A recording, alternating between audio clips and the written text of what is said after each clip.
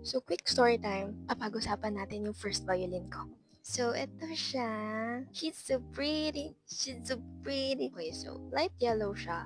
Light blue naman yung neck and yung fingerboard niya.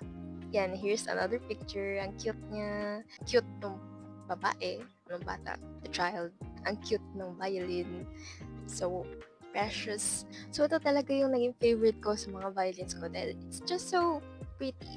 Ang may personality siya, di ba? Cute ng kulay. Cutie patuti niya. So, yeah, kaya naging favorite ko siya. And kung halata, excited akong pag-usapan siya dun sa video ko.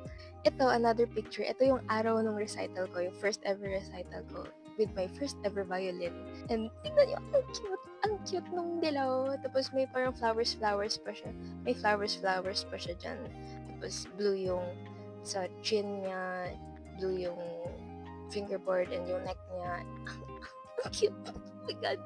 So, ito yung sa first recital. Ito naman yung lahat yung students doon.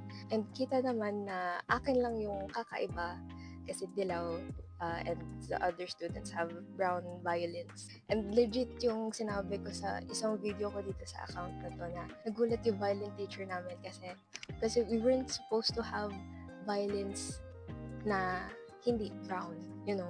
Dapat hindi colorful. Dapat kasi brown para mas proper. And something about the violin having a much better sound pag yung classic na itsura niya. So here's another pic, Cutie Patootie with a Cutie Patootie violin. 6 years old ako dito, by the way. Also, shout out sa violin teacher ko na si Teacher Pat, nandito din siya sa TikTok. And maybe or maybe not, itatag ko siya dito. We don't know. Push na ako, nagsasalita lang ako. Anyway, thanks for watching my quick ramble session about my first violin.